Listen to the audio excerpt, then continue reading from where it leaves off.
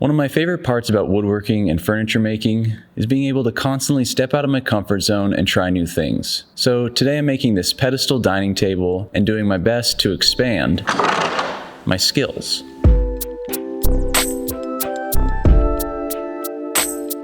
Really quickly, before we get into it, I wanted to mention that during this time of uncertainty, I feel very fortunate to keep working and doing what I enjoy while still being responsible under the given circumstances. But I know a lot of people don't have this luxury, so I hope everyone can at least take a bit of time each day to get in your garage or your backyard or even a room in your home to create something, no matter how small it is. That being said, today I'm making something big, and so far I've started to break down my lumber and get it ready to cut into slices for my tabletop. So let me explain. The tabletop is going to have this pizza slice pattern. A lovely cheese pizza just for me. So I needed to cut a couple thick wedges to 22.5 degrees, which is just 360 divided by the number of slices I wanted, and those could then be resawed into veneers. I also chose two boards with significantly different grain patterns because I wanted each slice to be book matched and alternating around the tabletop.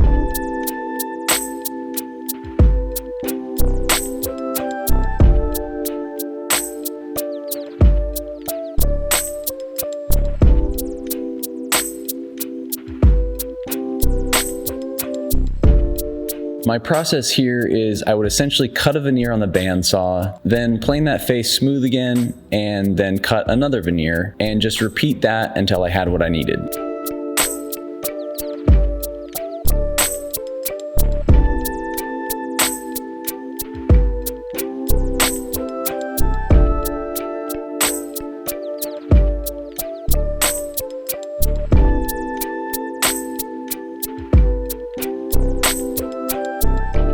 With all of those ready to go, I then turned my attention to the table base. The base is going to be a turned pedestal, and I decided to stack a bunch of layers to build up the blank. And I was able to get a pretty good idea of what I was going to need by modeling it like you can see here. So with everything calculated out, I started by chopping up a couple boards, then milling everything so I could glue up each layer to get the width I needed.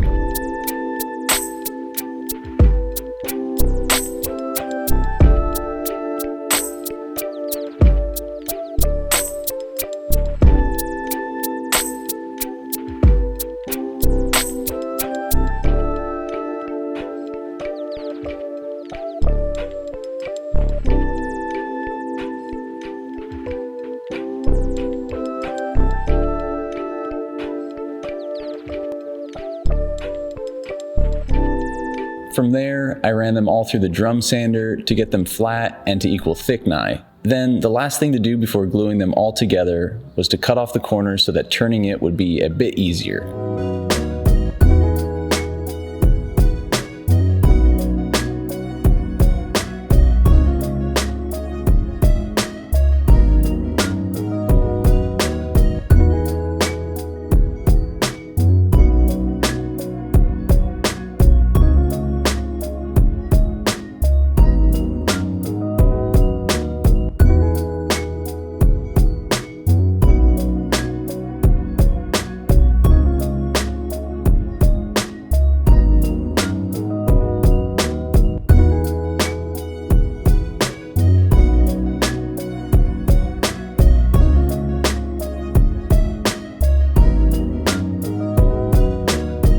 So with the blank glued up and dry, I could start turning it, which was a slow process, most likely because I more or less don't know what I'm doing when it comes to turning, but there's only one way to expand your skills.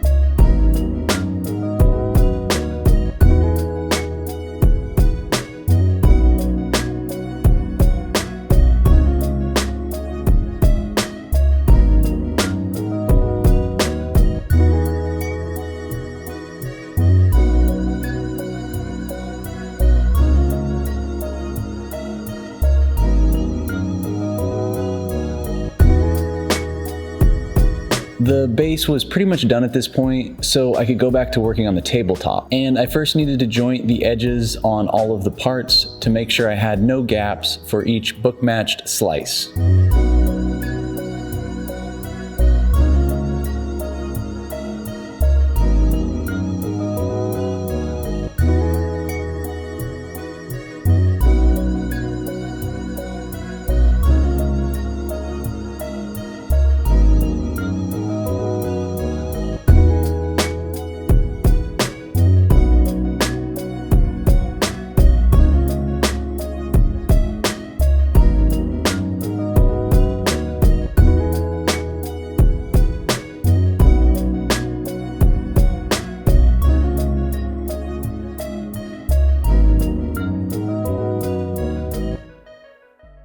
With each slice ready to go, Chris and I could glue them to the substrate, which is Baltic birch plywood. We glued them and pinned them in place with a couple brad nails at the ends, as that part would eventually be getting cut off. And we also used our fancy new veneer press to get even clamping pressure across the entire panel.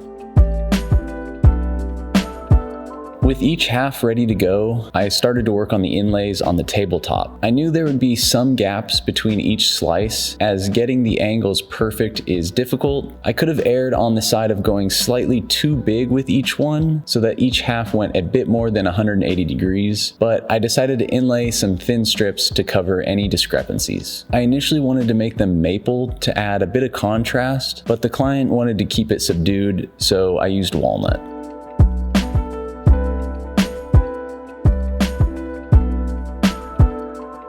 At this point, I could finally cut each half into a semicircle using a circle cutting jig.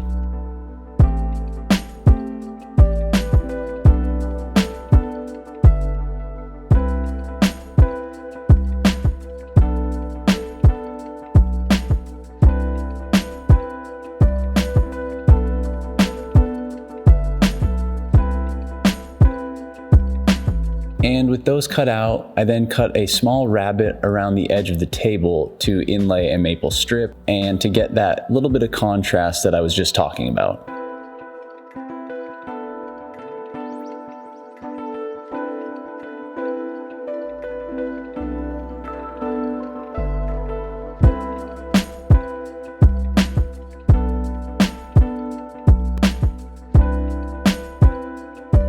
So the last part of the tabletop was the outer edge, and this would give the look of the tabletop a bit more weight as well as cover up the plywood edge. So to make this, I essentially made a segmented ring around the entire table. I started by cutting up some chunks of walnut to rough length, then setting my jig to 15 degrees and cutting each segment to final length with the angle on both ends.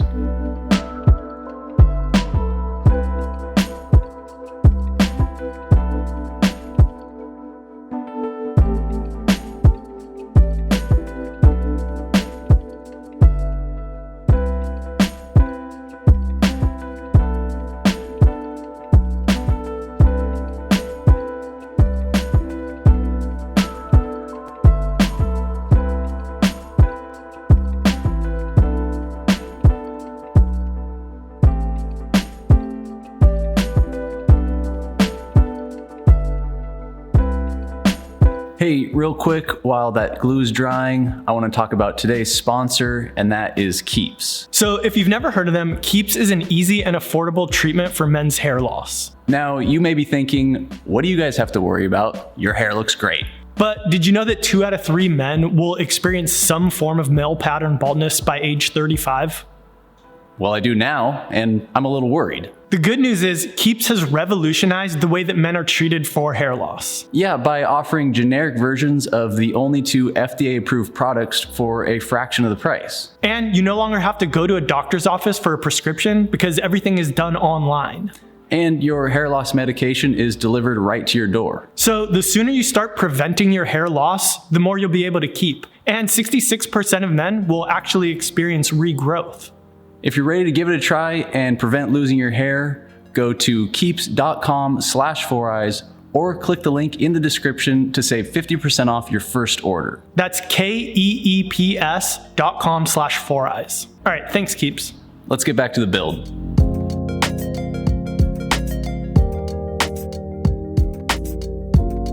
With each ring glued up and sanded flat, I then went to work on shaping them to fit the table. I attached each semicircle to my work table with double stick tape, then set my circle cutting jig to match the outside radius of my inner portion of the tabletop and started cutting.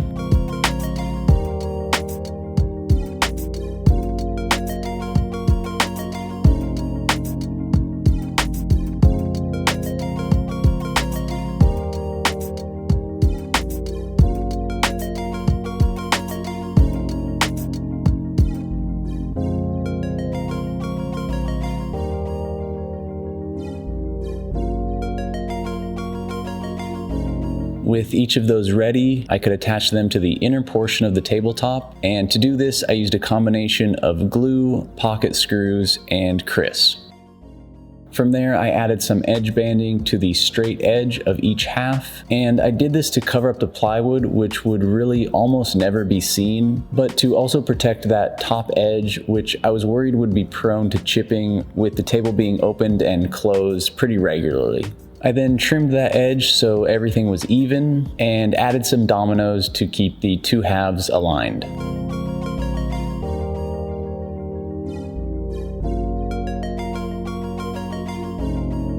So with everything finally together as one circular tabletop, I could cut out the center to eventually add a plug, but for now I used a temporary one with a hole drilled into it so I could cut the final outside circle around the entire table.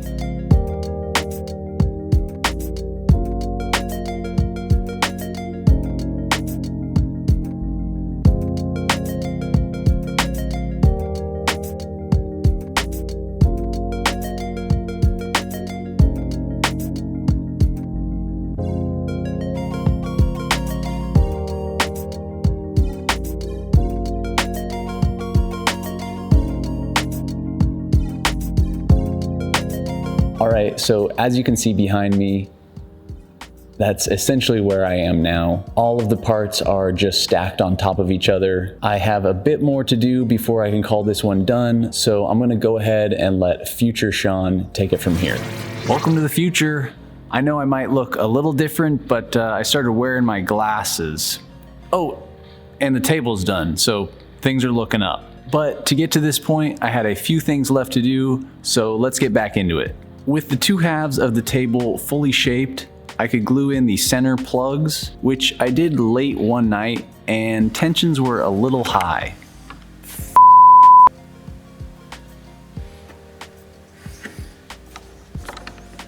From there, I added a bit of a chamfer to the underside of the tabletop, as well as the top edge of the foot of the base.